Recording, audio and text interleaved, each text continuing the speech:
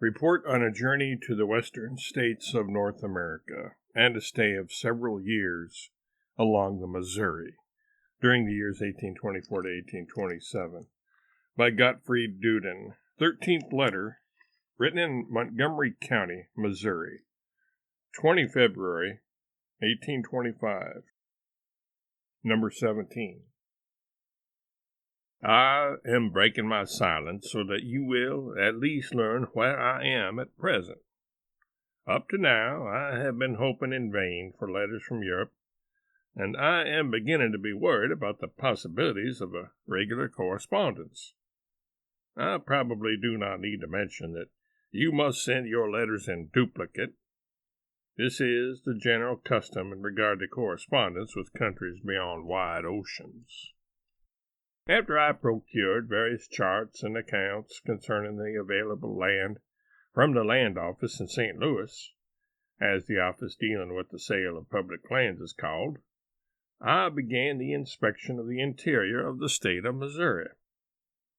The borders of this state are the eastern border, the Mississippi, and a part of the Des Moines River; the western, the meridian 17 degrees 30 minutes from Washington, or 94:10 from Greenwich. The northern border is formed by the parallel 40-30, the southern by the parallel 36-30. The name is derived from the Missouri, an Indian tribe that was almost entirely exterminated during its wars with the Sioux, so that one no longer hears about it. Scarcely 20 families are said to have survived, and these live at the mouth of the La Platte River under the protection of the Otos. The Missouri were at one time mighty and famous, and their language, which the Otos still use, is considered vigorous and melodious. The elevation of the land is in pleasing contrast to that of the state of Illinois on the east side of the Mississippi. On the south side of the Missouri, the region containing lead and iron ore is very extensive, and there, as in most areas rich in ore, the soil is not particularly fertile. However, near the two main rivers, the Mississippi and the Missouri, as well as along the smaller rivers, the Gasconade and the Merrimack, there are fertile areas of considerable extent. Along the beautiful banks of the Osage River there are at this time almost no settlements. It flows into the Missouri River about 120 miles from the junction of the latter with the Mississippi. At average water level, the Osage is about 11 to 1,200 feet wide at its mouth, and it is said to be navigable for over 500 English miles. One acquires an idea of the Missouri River itself when one learns that, from its junction with the Mississippi to the cataracts, it is navigable without interruption for over 2,500 miles, and from there again for over 500 miles to its main tributary, the Jefferson. From the Gulf of Mexico, this navigable course amounts to over 4,500 English miles. There is nothing like it in the entire world. It is also remarkable that in the lower part of the river, that is, from the mouth of the La Platte River, the water is never clear. To be sure, it is good drinking water, but it is muddy and precipitates silt. The wonderful fertility of its banks is attributed to this characteristic. The water of the Mississippi above its junction with the Missouri is entirely clear. The velocity of the current of the Missouri varies greatly according to the water level. The average is estimated at 5 English miles per hour. The main stream, as well as the tributaries and creeks, abounds in fish. Catfish, often weighing over 100 pounds, buffalo fish, eel, and pike are considered the best. The waters are also said to have trout and a species of salmon. On the north side of the Missouri, the extent of fertile land is very great. The emigration of Americans from the older states has been tending to favor this direction. Here, at a considerable distance from the Mississippi, one finds sizable cities which have all been founded since 1812. Among them, Franklin and Columbia stand out. They are situated on the Missouri, the former about 170 and the latter 150 English miles above its mouth. For several years, trading caravans have been traveling from Franklin to Santa Fe on the Rio del Norte in New Mexico, and soon a regular highway leading there will be built.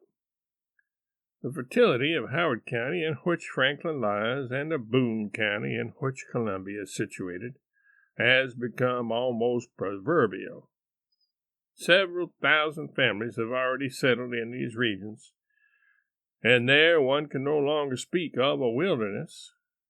To the east, however, closer to the Mississippi, much public land can still be bought, and, with the exception of the valley plain of the Missouri and the neighboring hills, there are wide areas where no settlement can as yet be seen.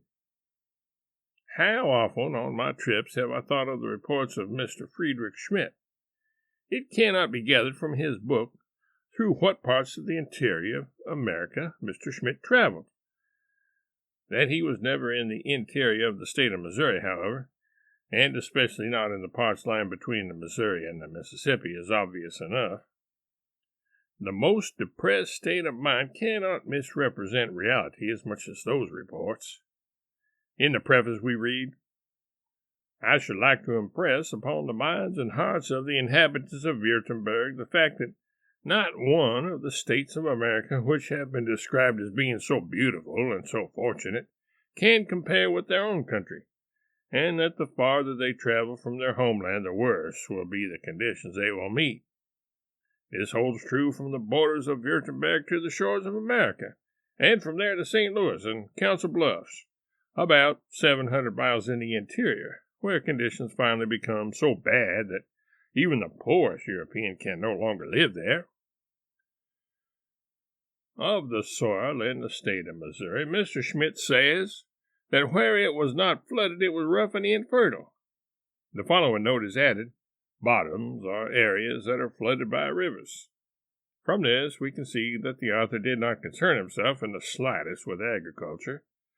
The word bottom signifies nothing else but the valley plains of streams, rivers, and brooks, which are no more in danger of floods than the river valleys of Germany. Areas subject to floods are the last to be sold. Special purposes must attract one to buy them, otherwise they are quietly passed over. Whoever speaks of good soil in the interior of America excludes them from his thoughts. Where only rice is grown, this may be an exception. But in the state of Missouri, in Illinois, in Kentucky, in Ohio, and in Tennessee, at least, it is not the case. I ask you to take a look at the map. North of the Missouri, you will see a range of hills that begins 3 miles below the city of St. Charles, in the angle where the Mississippi Valley unites with the Missouri Valley. This range of hills separates the waters of the Missouri from those of the Mississippi. Toward the Mississippi, the land slopes northeast, toward the Missouri, southwest. Here originate innumerable brooks and small rivers that wind on one side to the Mississippi and on the other side to the Missouri.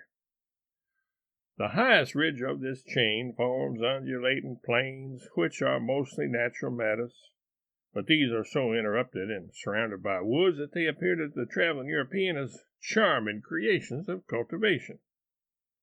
On the sloping sides, the ground becomes uneven because of the deep beds of the brooks and rivers, and here there is nothing but primeval forest, which extends over the hills, as well as over the ravines and valleys of the small rivers up to the 2 giant streams. Some of the hills enclosing the Missouri Valley rise to knolls of considerable dimensions. Others fall almost perpendicularly for great distances, so that masses of rock, seen from some distance, look like walls and towers fashioned by human hands. The entire surface of this region is covered for many hundred miles with the richest humus. I must emphasize strongly that the meaning of the words fertile soil in these regions is very different from that in Germany. Good soil, or first-rate soil, does not require fertilization during the first century, and during the first decades it is too rich even for wheat. This is true of river valleys, especially those of the Missouri.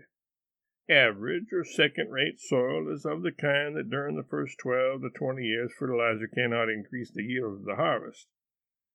Because the hills adjoining the great rivers belong in this class, the duration of natural fertilizer depends very much on the degree of the incline and the erosion caused by heavy rains. The poorest soil is found in the forests, closer to the prairies. The prairies themselves, however, are again for the most part as fertile as the hills next to the river valleys. One sees stones nowhere except in the beds of the streams and along individual knolls. Nothing is more erroneous than to call the meadows dry steppes, or even wastes of sand. They are all highland prairies. But the black humus is at most places approximately 1.5 to 2.5 feet deep, and below it is a good mixture of clay, limestone, and sand. They are covered throughout the summer with the widest variety of flowers. Also, the rocks sometimes show limestone, at times beautiful marble, sometimes clay, sometimes flint. In particular, there is no lack of springs that rise out of the sandstone. Here, much importance is attached to this by some people who are of the opinion that calculus can be traced back to the water that flows over the limestone. The trees of the forest are oaks of more than 16 species, of which one species, the bur oak, has acorns as big as small hen eggs. Over 8 species of walnut trees, of which the thin-shelled pecan nut tree bears a nut very delightful to the taste. The fruits of other kinds of walnut trees do not deserve this praise. The nuts of the black and white walnut trees are palatable enough when eaten fresh, but when dry they are too oily. Furthermore, there are ash trees, sassafras trees, ironwood trees, elms, and especially the red elm, the inner bark of which can be eaten without any preparation, and turns entirely into slime when chewed. It is often placed in fresh wounds, and is said to promote the healing of gunshot wounds. One seldom sees an undamaged trunk. Tame and wild animals know this nutritious substance. One finds mulberry trees, mostly in the Missouri Valley. Their fruit is valued highly. Plane trees, usually called sycamores here, flourish and attain a great circumference. I have seen several, 8 to 10 feet in diameter, and they say that there are some in the Missouri Valley more than 20 feet in diameter. I cannot describe the impression that the days of wandering in this river valley have made upon me. One can travel hundreds of miles between gigantic tree trunks without a single ray of sunlight falling upon one's head. The soil is so black here from the plant mold that has been accumulating since primeval days that one seems to be walking on a coal bed. I have seen grapevines whose trunks, over a foot thick, rise up about 100 feet, free as cables, and then spread out in the crowns of elms with their heavily foliaged vines. Not infrequently, the mighty support succumbs to its burden, which is swung back and forth by the wind, and in the fullness of its strength is uprooted from the ground. In the case of a dying tree, this soon happens. There are several kinds of grapevines here, and some hills are so densely covered by them that wagon loads of grapes can be gathered in a short time. The grapes of some varieties are sweet and palatable, but furnish little juice. In the fertile river valleys they are mostly sour. I do not doubt that culture would produce the desired improvement. I have drunk juice from them that was quite enjoyable. I believe only red berries can be found here,